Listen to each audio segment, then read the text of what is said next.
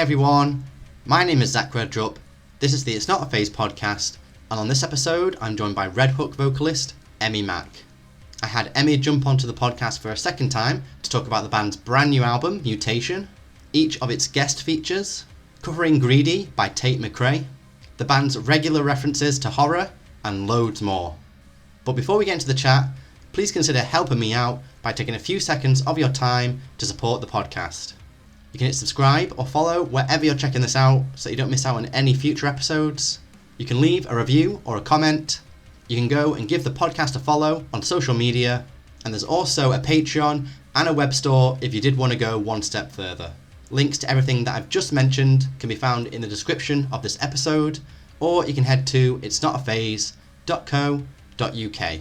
And now, here's my chat with Emmy Mack of RedHook. What's up, everybody? Thank you for joining me on this episode of the It's Not a Phase podcast, where I'm joined by Emmy of RedHook. How's it going? Oh, Zach, I am sleep deprived and running on fumes, but extremely happy to be here hanging out with you. Awesome. Yeah, we'll keep the energy levels up. Don't worry. We'll get you ready for the day, because, like you say, you know, you're all the way on literally the other side of the world. You couldn't be further away from me geographically. I know.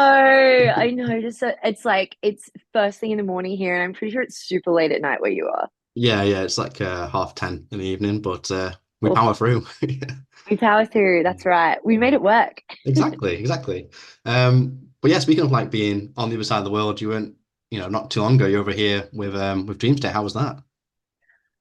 It was so much fun. We love Dream State so much and we've always wanted to tour with them. So it was just really rad. It's really good vibes, like just with the bands, and then also the shows were just incredible. It was kind of like it was a bit of a tester for us, because we weren't really sure how many people knew our music in the UK, because we've played Download Festival a couple of times and then a few little shows here and there over the years. But it was just insane, just seeing the amount of people come out who knew RedHook and knew our music, and like it's an experience I don't think I'll ever get used to, is just being on the other side of the world and then seeing all these people just sing your songs back to you. It's just the craziest feeling. So yeah, we all came home feeling very, very warm and fuzzy inside.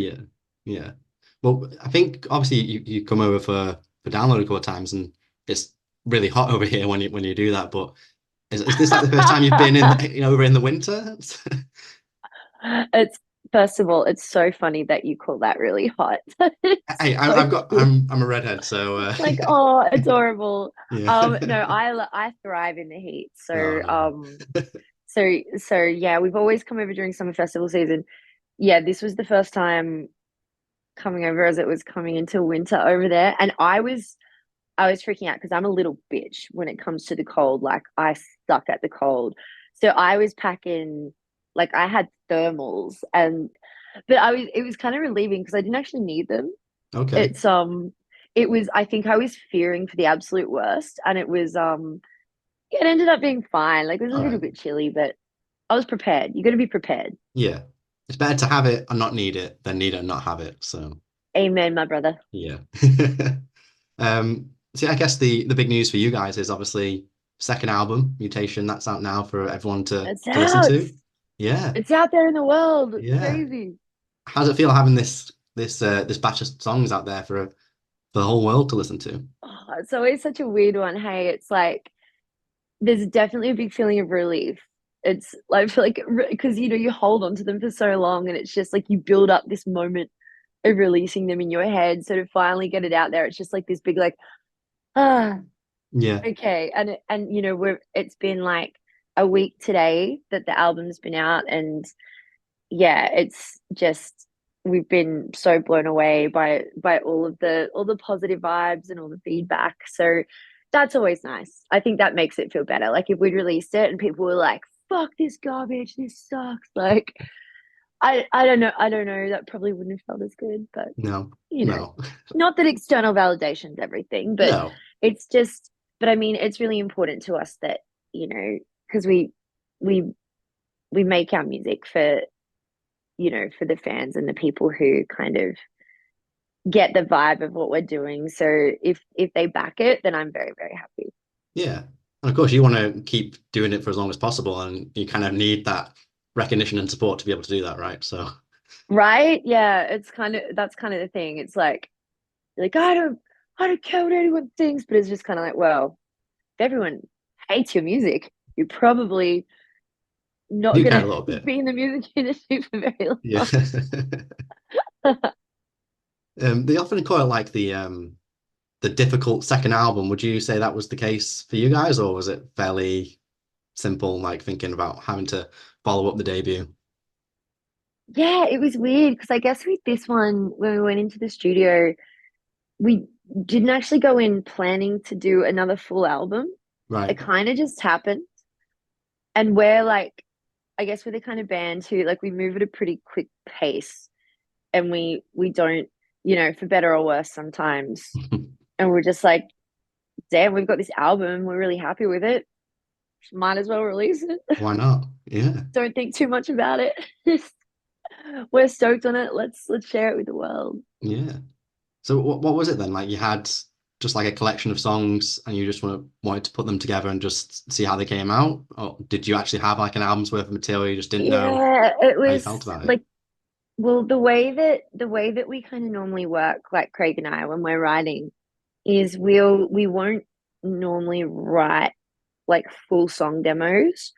We'll write like about a minute long demo, which is basically like the meat and potatoes of the song. So like, intro, verse, chorus, or whatever. Right. And from that, you can usually tell if like a song's got potential to be really good or whether it's just like not, it's a bit mid. So we had like a whole bunch of those that we've been writing. And I think because like the Postcard LP, that came together in such a chaotic way in just all of these dribs and drabs that we were like just dealing in between being on tour. Yeah. So it was very stop start like that album, whereas this time around we had a little bit more time and we weren't really going in with like let's go record an album. We were just like let's just go and just like write and record some like amazing songs and we'll just see how many we come out with and then we'll go from there. And yeah, and we had just like this like 6 hour block with our producer and best mate Stevie. And yeah, we just went in there just being like, yeah, let's see how we go. And we just came out with an album. I was the creative juices were flowing. Mm. Yeah. That's good, isn't it? Like that you can just kind of quick fire like music out like that and it's not like I guess some people just put rush music out and you can tell it's rushed. Whereas this you've got all this like varying Totally. stuff going on. Yeah, that's it. Like I mean, it still felt kind of rushed in terms of releasing Yeah. it, but it's like but it's like the music industry is a kind of a momentum game, I guess. But I think also we didn't want to like by the time we released Postcard, we were kind of like those songs we'd had them for so long. It was kind of like you're like you're like I'm already like bored of this before it's even been released. If you know what Yeah. I mean. So we were like, let's not let that happen with this album. Let's like get it out there. Yeah. But yeah.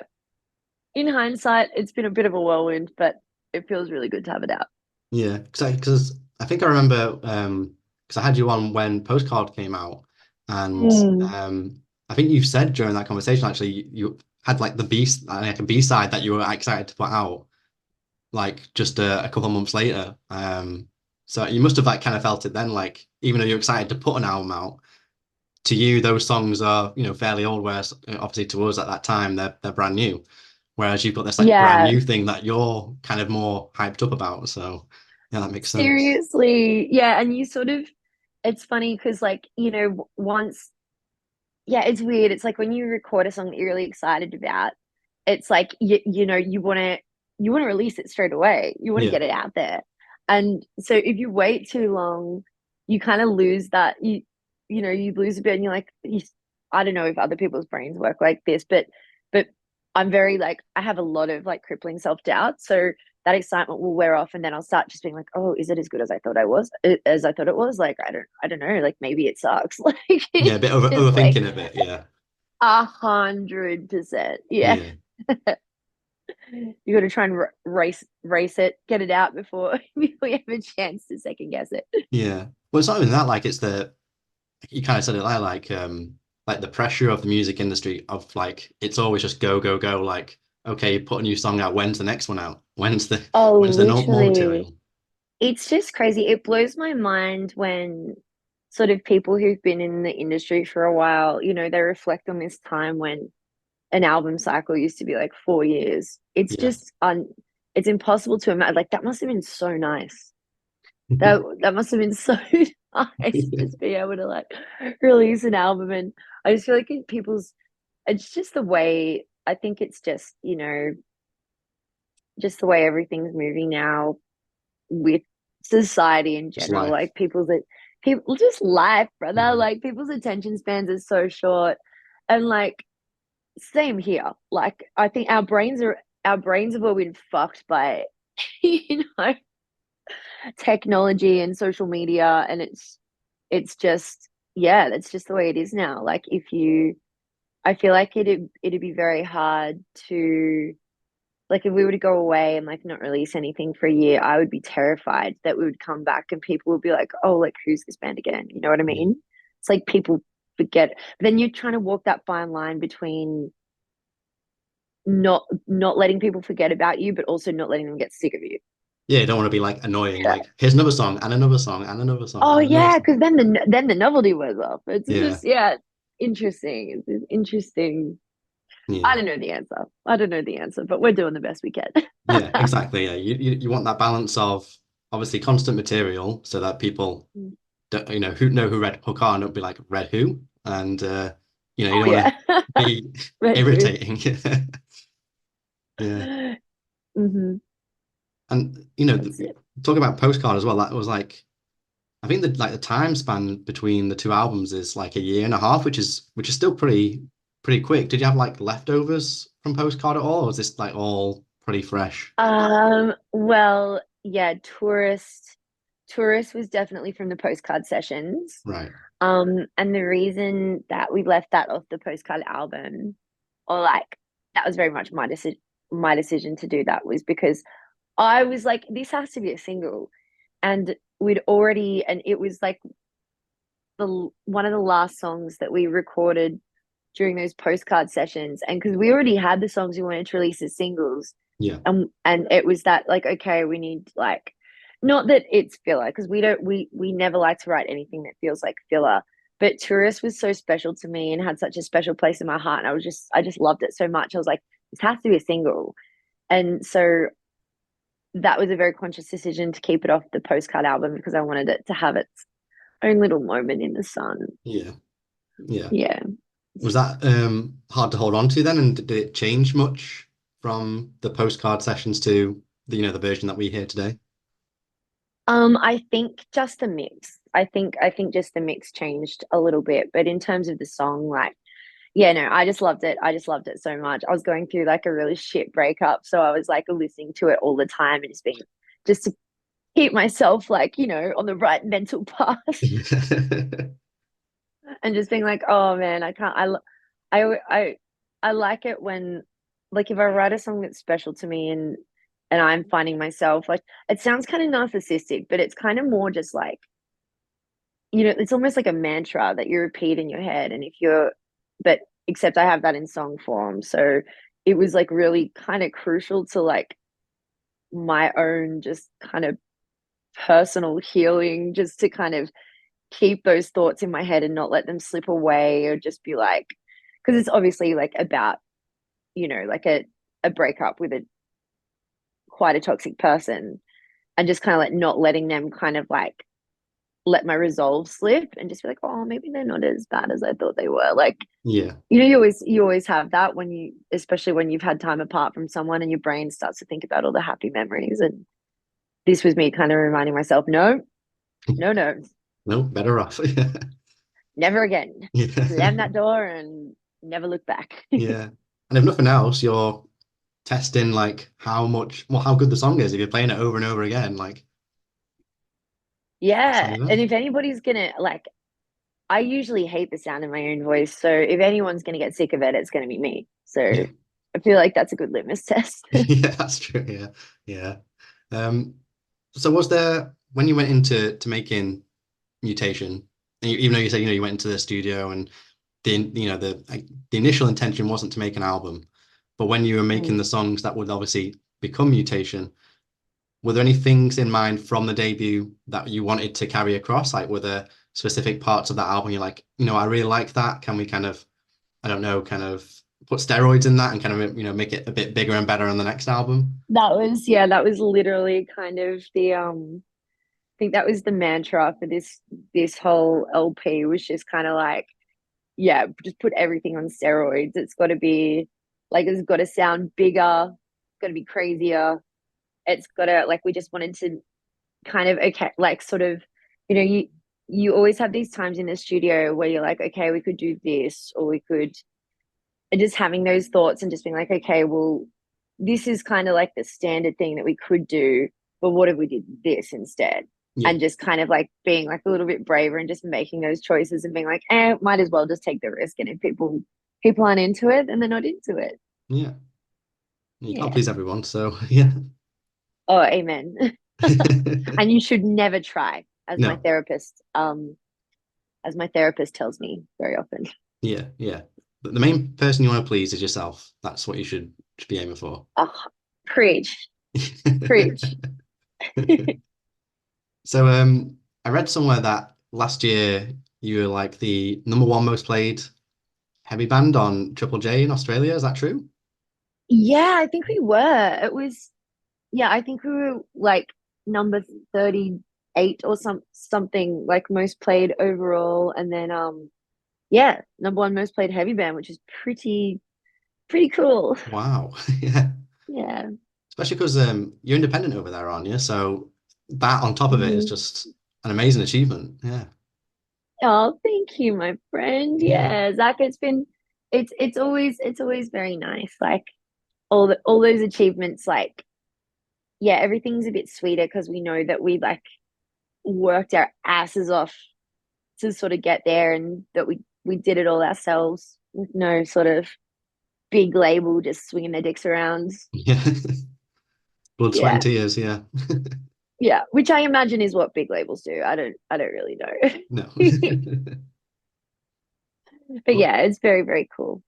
but speaking of labels, I think is it Adventure Cat Records? I think they're just handling Yeah. stuff outside of Australia. Is that right? Yes. Yeah. Yes. Yeah. So we've teamed up with them for this new album, which has been really cool. They're legends. What's it been like working with them? Like, what are they kind of helping you with on the other side of the sea, Oh, other side of the ocean? yeah, they're so rad. It's just we mainly work with Maddie, which is kind of like the one of the big reasons why we wanted to sign with Adventure Cat because we know Matt really well. He manages Stan Atlantic and he's just a good mate of ours and we're just like have so much respect for everything he's achieved and just his passion. And we know that he's just an absolute G Yeah. and just a really, really good person and everything about him is very authentic and genuine and he's just very like sort of I think he's quite innovative in like his approach to a lot of things. So we were just really excited to work with him and it's been great. Like just kind of a lot of it's like really been getting a lot of his expertise on like just the social media and like digital promotion side of things and just yeah, just it's just been really cool having someone else in the team who has like brings like a different perspective to everything. Um but yeah, it's been great. Yeah. That must have been really important because, like, I imagine if you were going to kind of relinquish control, because this is your baby, right? Red Hook's your baby, so Mm. you want to have Yeah. someone that you definitely know you can kind of trust will do the job properly. 100%. And honestly, it's been like the dynamic has very, very much been them just kind of doing everything they can to like help us and what we want to do. Like there hasn't been any of those label horror stories where like there's none of that, which is why we went with Adventure Cat because that's what we knew the vibe would be. Yeah, you didn't It's want just any. more, it's just, yeah, just more legends in the team to like try and, you know, take some of the workload off and just work to sort of get the best result we can. Yeah, no one swinging their dicks, as you say. No one's swinging their dicks. Oh God, it's such a bad visual, isn't it? It Far is, out. yeah. Sorry about that. Meatspin.com, yeah. Meat. Oh my God, that was, I haven't heard anybody make that reference in a very Yeah, long time. yeah. It's a throwback, yeah. Big throwback. Yeah. Not a good one, but a No, funny one. yeah. Well, just why we mentioned Triple J earlier, I know you went on and did that cover of Greedy by Tate McRae. What was that like going in the studio Mm. and doing that? Oh my God. Well, I don't know how in the UK how well known like the like a version segment is on Triple J, but it's literally like a rite of passage for Australian musicians, and it's been bucket list for us like since we started the band. So we were shitting our pants, like legit. Like it's it was so scary because it's just yeah, I don't know. Because if people don't like it, they'll be brutal. They'll be fucking brutal. Um, we just decided that we wanted to just double down on everything that makes Red Hook and just yeah, be as wacky and crazy with that arrangement and just have as much fun as we could. And that's what we did. And honestly, like the feedback was amazing. Yeah, I was like, yeah, like I said, just like shitting bricks on the day. But as soon as yeah, I don't know, like I kind of got scared to open social media, but then once I saw that the feedback was really, really positive, I was like, okay, cool. Like and people breathe. liked it. I can breathe now. Yeah, Yeah, so that was like very big milestone for us, yeah, picking that one off the bucket list. yeah. Was it difficult, like, trying to nail that song down? Because I think I heard when you did like an interview, like you was it like a mashup with Limp Bizkit in there at one point? It certainly was. I just really wanted to do Limp Bizkit, man, and we were like, I was just like, I don't know, I just really wanted to, and we were like, let's just make that like this mashup, it'll be cool, and it kind of was cool, and I think it's one of those things where like RedHook fans listening to it would probably get around it, but Yeah, I think like say this in a way that isn't gonna that like most Triple J listeners are probably not like fans of heavy music. And even though we get a lot of love on that station, might not necessarily know about us or be fans of us if they're not like sort of if they don't dig like heavier music. So we were like, we can't like be that crazy. yeah, You've got to tread that line of just like still putting our stamp on it, but like not but still being palatable for like I guess like normies, if you know what I mean. yeah. I know what you mean. Yeah, So otherwise I think people would have just been like, the fuck did I just listen to or watch? You know what I mean? yeah, And I think it was the right choice in the end. So I was really, really happy with how it all came out. yeah. I mean, for some people, that kind of juxtaposition, I guess, might be a bit jarring, and that'll just put them off. And obviously, you don't want that. You want people to listen to you. So, 100%, a hundred mm, percent. But yeah, no, it was good. It was good. I'm glad we didn't get torn to shreds online. yeah, That was nice. yeah, of course, yeah. That's like your addition to like the punk goes pop world, I suppose. Totally. Well, I mean, that was very much the rationale behind doing Tate McRae because Craig was like um the whole punk goes pop like era was really what got Craig into sort of producing and um yeah, it was like a huge influence I think on him as a songwriter and all of the earliest sort of stuff that he did on his little SoundCloud account was literally just heavy versions of pop songs. So it was Yeah, just and I was just like, okay, let's let the kid cook. Like let him do his thing.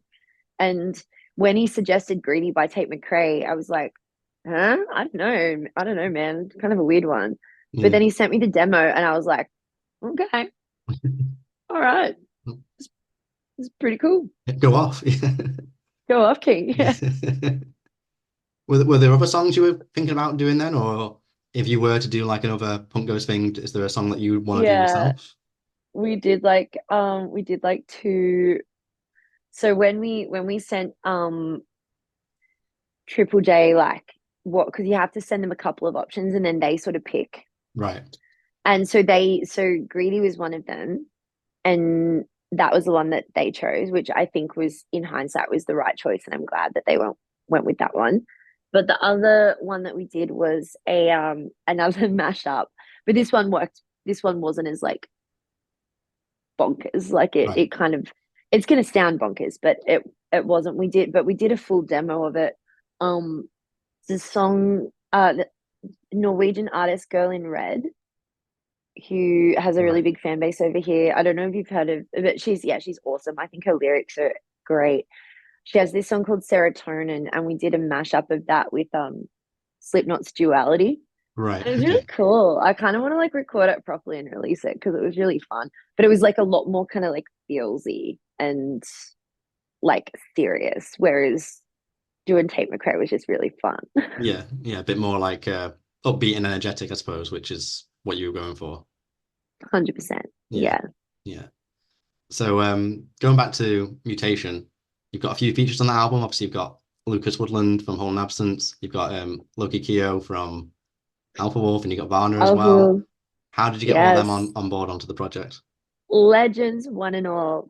Um, yeah, in all three cases, they were just, yeah, they were like literally that because all the songs that we wrote, um, that we have features on, we wrote with, having in mind that we wanted a feature. And all three of those people were number one on our list for who we Right. wanted as the feature artist. And we were just very, very lucky that they all loved the songs and said yes, and then made them even better with their incredible talent. Yeah. Yeah, it was, we like, it was really, really cool. Because, you get so nervous when you're like, especially when they're, like all three of them are just artists that we have so much love and respect for. And you get scared because you're like, oh, do you want to be on my song? But then you're like, it's that thing, you're like, oh, what if they hate it? Yeah. What Like, is like no? yeah, 100%, 100%. But we were, yeah, it was very humbling that they all like loved the songs enough to want to be a part of it. And as I said, like as with any good feature, like, well, it's more like it's they ended up being collaborations because they added just so much to the original demos that we already did and just made the songs so much better. And I like already loved all three of them, but yeah, so Yeah. much better with those amazingly talented humans Yeah. on our music. We feel very fortunate. Yeah. And it's good that it's like a range of guests as well, isn't it? Like obviously Lucas Woodland and Vanna, that they're all like Lucky. Oh yeah. completely different people and different music bringing in and stuff like that. So yeah, it's great. Yeah, for sure. That was very, very intentional as well. Like, we don't like to put ourselves in a box. Yeah. Yeah. And it's good that they also Mm. like got involved in the music videos as well, like for each of the songs. So And totally, absolute legends, absolute legends. That was just an added bonus, I yeah. guess. And yeah, it was lots and lots of fun. Like that Vanna and I doing Hex, like that was just the funnest. That was the funnest night. We never met before, like that that shoot. And then we were drinking bubbly and just like we got all, did our makeup and looked all pretty. And then we just like absolutely like trashed like our outfits. So we had like this green like icing like all over. It was gross. We had to throw them out afterwards because they were just wrecked. But it was so much fun. Yeah. How long did it take to get all that kind of cleaned off then? That must have taken a while. Yeah, that wasn't a fun time. Yeah. That wasn't a fun time. I had a very long shower. That's the price you got to pay for art, I guess. That's it. That's it, my friends. It's okay. If a few like dresses were harmed in the making, They just died for the cause. Exactly. Mm. Well, I noticed as well that there's you have a bunch of like horror related themes in your songs. Like you got obviously got the titles like, Scream 2, Dr. Frankenstein, and then, even looking further back, you got like Dead Walk and low budget horror. Hmm. And then you also have it in like the single artwork as well, like the little like horror movie posters. Hmm. Are you a big horror fan? I am, yeah, I'm a massive horror geek from way back. I don't know. I don't know if it's weird. It's just like I know just kind of like maybe it's just like my mind is a dark place, but it's so many times because all those songs that have like those horror themes, they're all obviously metaphors for just Yeah. every kind of just everyday trauma, I guess. But I don't know why I don't know. My mind is just always geared towards these really kind of dark metaphors because they just always feel very apt. Yeah. But Well, that yeah, makes sense. yeah, If it's like you're speaking mm, about, real life horrors you've kind of experienced, why not portray them totally. in a horror that people would also kind of like connect with? Yeah. And it's also in a way it kind of I don't really know how to say this, but I think kind of dr- if you're expressing them in a way that makes them feel kind of like more, I don't know, not cinematic's not the right word, but it kind of removes a level of the reality. So I think it makes it easier for me to write about, Yeah. if you know what I mean. Like it just takes kind of the yeah, I'm not sure if I'm not expressing myself very well, but I think I know what you does mean. Like that you don't make want it to feel sense? Yeah, too real because, certain things you might not want to, look back on and relive. So if you kind of put this totally. this veil on it, that's a bit more Absolutely. Yeah, you said that way fake, better I than me. guess. Yeah. Yeah, it's just more palatable, I think. Like it just yeah, it makes it a little bit less scary and real. Yeah. That makes sense. Yeah, it's Yeah. like it's your Yeah. way of dealing with it, isn't it? And Mm. it's a way of also making it a bit more, like say, palatable for people who listen to it as well.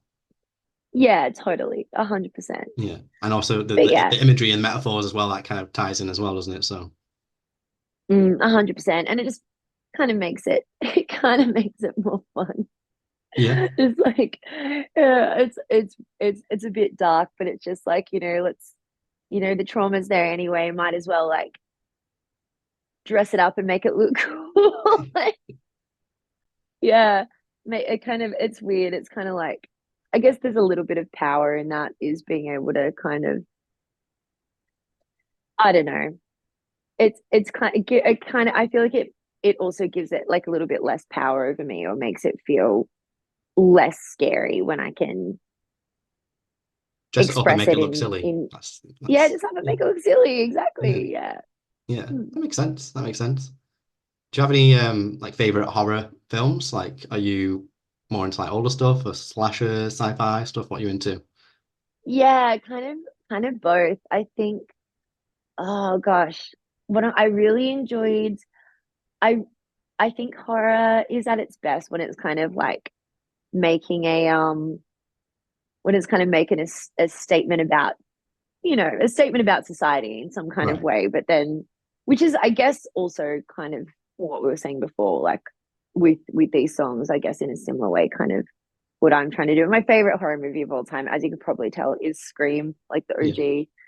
Like that whole slasher era was just, it was fun.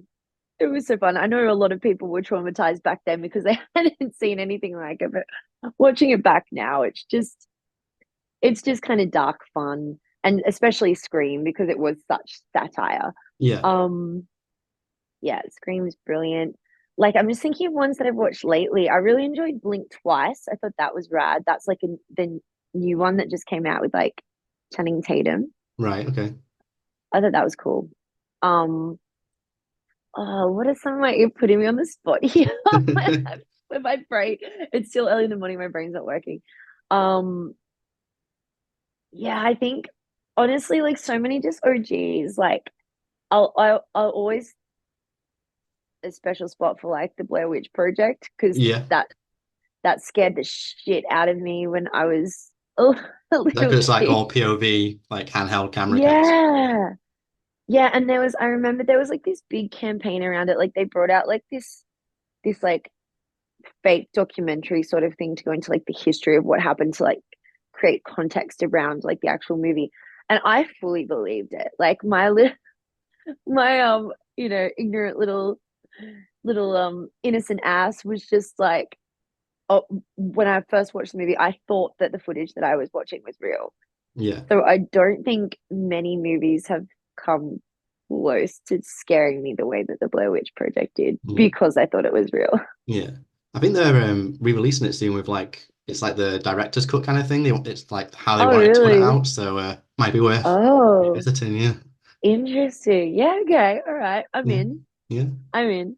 But also like The Faculty, it's more of a sci-fi, but it's one of my favorite movies as well. I made the boys watch it the other day when we were in the UK.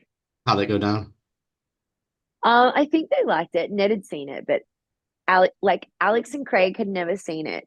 And we literally have a quote from it in the live set before we play our song Imposter, Right. because it was like loosely inspired by The Faculty.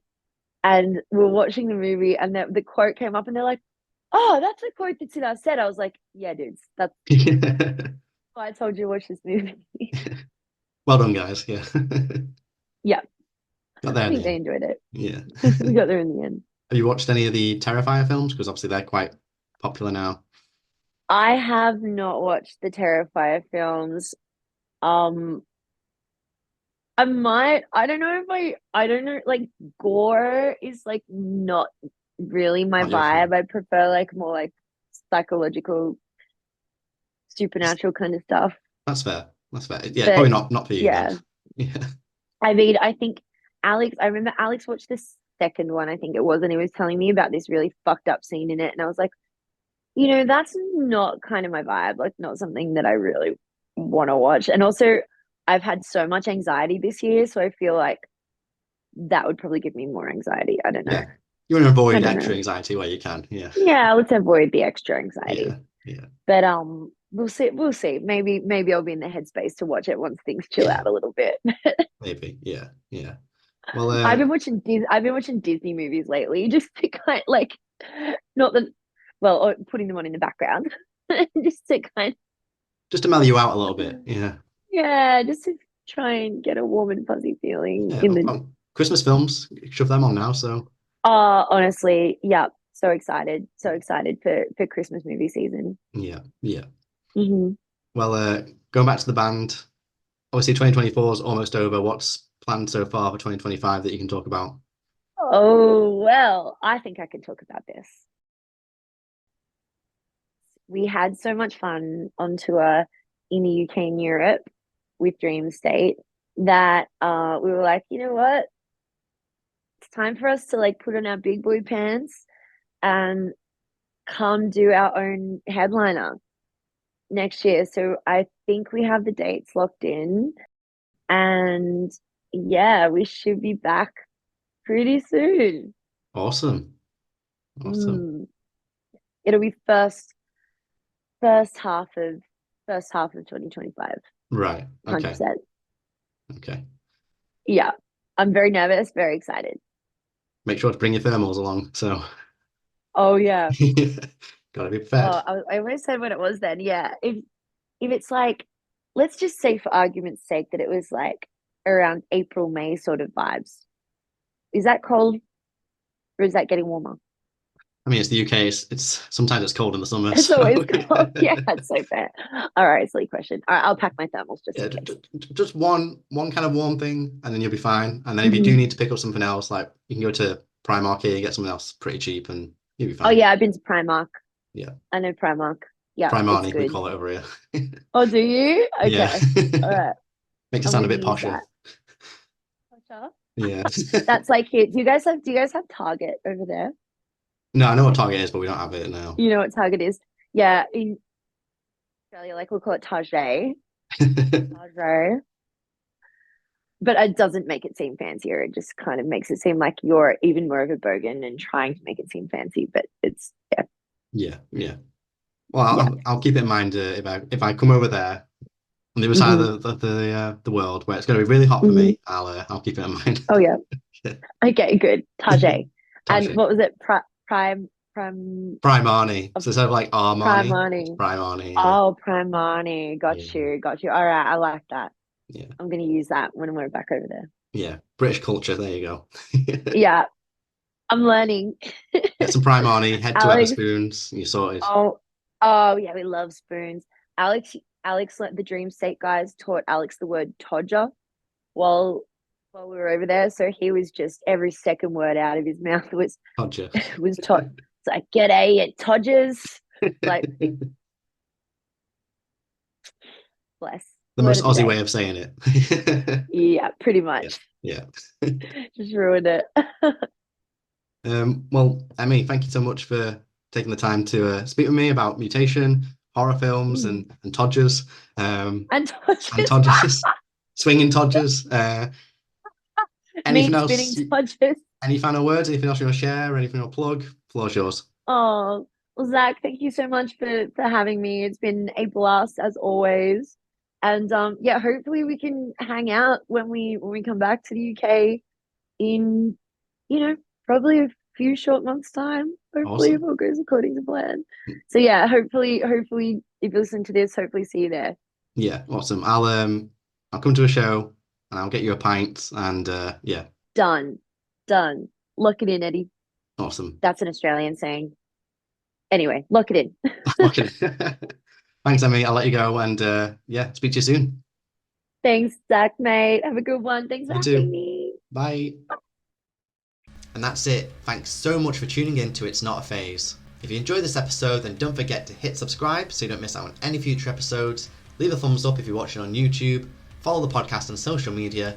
And maybe even join the Patreon or grab some merch from the store. You can find everything that you need at itsnotaphase.co.uk. That's itsnotaphase.co.uk. Thanks again. Hopefully catch you on the next one. And remember, it's not a phase, it's a lifestyle.